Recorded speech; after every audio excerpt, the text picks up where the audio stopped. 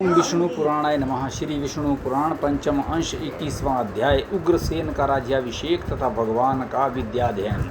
श्री पराशर जी बोले, अपने अति अद्भुत कर्मों को देखने से वासुदेव और देवकी को विज्ञान उत्पन्न हुआ। देखकर भगवान यदुवंशियों को मोहित करने के लिए अपनी वैष्णवी माया का विस्तार करने लगे और बोले, हे माता, हे पिताजी, बलराम जी और मैं बहुत दिनों से कंस के भय से छिपे हुए आपके दर्शन के लिए उत्कंठित थे।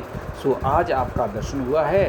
जो समय माता पिता की सेवा किए बिना बीतता है, वे असाधु पुरुषों की ही आयु का भाग व्यर्थ जाता है।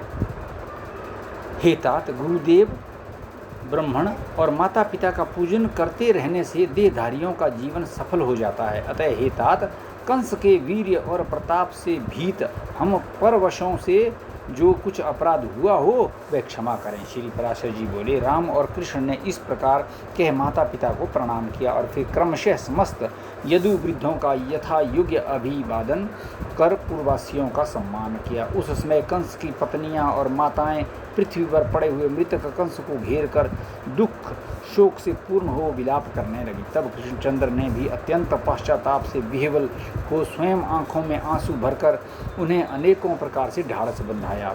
तदंतर श्री मधुसूदन ने उग्रसेन को बंधन से मुक्त किया और पुत्र के मारे जाने पर उन्हें अपने राज्य पद पर अभिषिक्त किया। श्री कृष्णचंद्र द्वारा राज्य अभिषिक्त होकर यदुश्रेष्ठ उग्रसेन ने अपने पुत्र तथा और भी जो लोग वहाँ मारे गए थे उन सबके और द्वदेहिक कर्म किए। और द्वदेहिक कर्मों से निवृत्त होने पर सिंहासनारूढ़ उग्रसेन ने श्री हरि से कहा, हे विभो, हमारे योग्य जो सेवा हो उसके लिए हमें निशंक होकर आज्ञा दीजिए।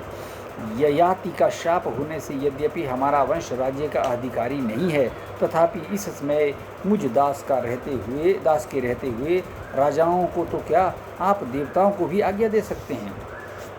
श्री पराशर जी बोले, उग्रसेन से इस प्रकार कह धर्म संस्थापनादि कार्य सिद्धि के लिए मनुष्य रूप धारण करने वाले भगवान श्री कृष्ण ने वायु का स्मरण किया और वह उसी समय वहाँ उपस्थित हो गया।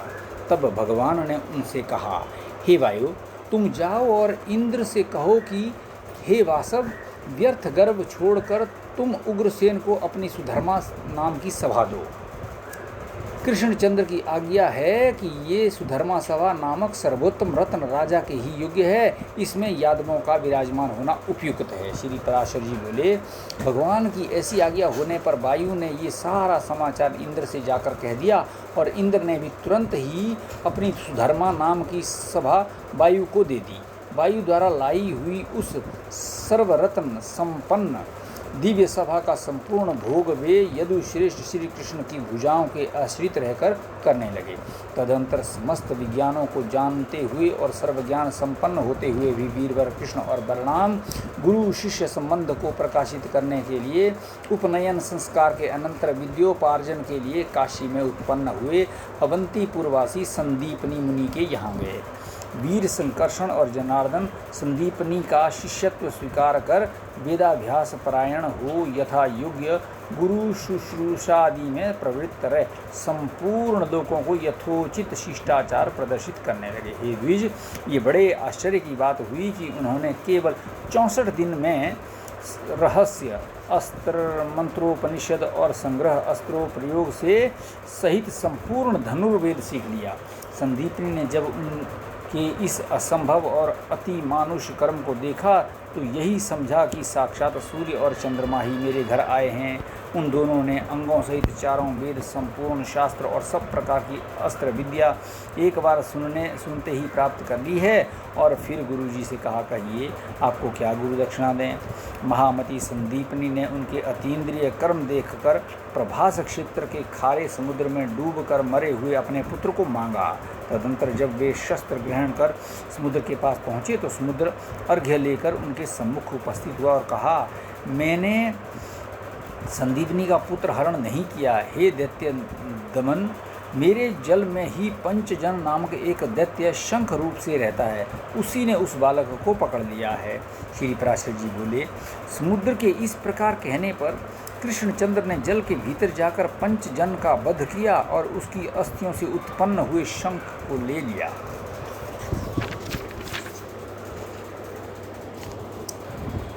जिसके शब्द से दैत्यों का बल नष्ट हो जाता है, देवताओं का तेज बढ़ता है और अधर्म का क्षय होता है। तदंतर उस पांचजन्य शंख को बजाते हुए श्री कृष्णचंद्र और बलवान बलराम यमपुर को गए और सूर्यपुत्र यम को जीतकर यम यातना भोगते हुए उस बालक को पूर्ववत शरीर युक्त करके पिता को दे दिया।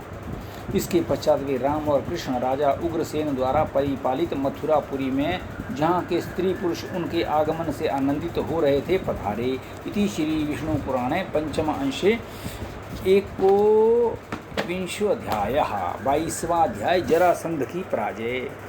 श्री पराशर जी बोले,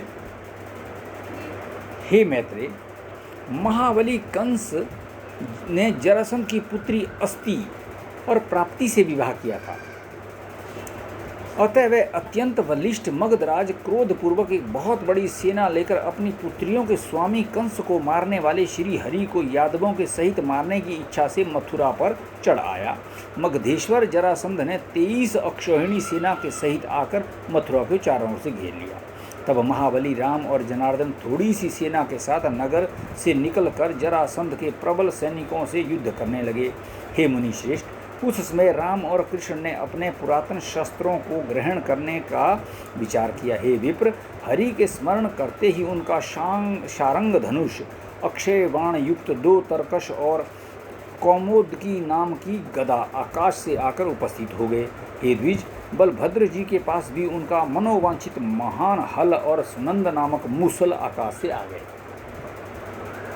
तदंतर दोनों वीर राम और कृष्ण सेना के सहित मगधराज को युद्ध में हराकर मथुरापुरी में चले आए। हे महामुने, दुराचारी जरासंध को जीत लेने पर भी उसके जीवित चले जाने के कारण कृष्णचंद्र ने अपने को अपराजित नहीं समझा।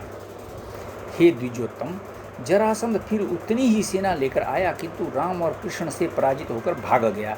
इस प्रकार अत्यंत दुर्धर्ष मगधराज जरासंध ने राम और कृष्ण आदि यादवों से 18 बार युद्ध किया। इन सभी युद्धों में अधिक सैन्यशाली जरासंध थोड़ी सी सेना वाले यदुवंशियों से हार कर भाग गया। यादवों की थोड़ी सी सेना भी जो उसकी अनेक बड़ी सेनाओं से पराजित न हुई, वे सब भगवान विष्णु के अंशावतार श्री कृष्णचंद्र की सन्निधि का ही महात्म्य था। उन मानव धर्मशील जगतपति की ये लीला ही है जो कि ये अपने शत्रुओं पर नाना प्रकार के अस्त्र शस्त्र छोड़ रहे हैं, जो केवल संकल्प मात्र से ही संसार की उत्पत्ति और संहार कर देते हैं। उन्हें अपने शत्रु पक्ष का नाश करने के लिए भला उद्योग फैलाने की कितनी आवश्यकता है। तथापि वे बलवानों से संधि और बलहीनों से युद्ध करके मानव धर्मों का अनुवर्तन कर रहे थे। वे कहीं साम, कहीं दान और कहीं भेद नीति का व्यवहार करते थे तथा कहीं दंड देते और कहीं से स्वयं भाग भी जाते थे। इस प्रकार मानव देहधारियों की चेष्टाओं का अनुवर्तन करते हुए श्री जगतपति की अपनी इच्छा अनुसार लीलाएं होती रहती थी। इति श्री विष्णु पुराणे पंचमे अंशे 22 अध्याय। ओम विष्णु पुराणाय नमः।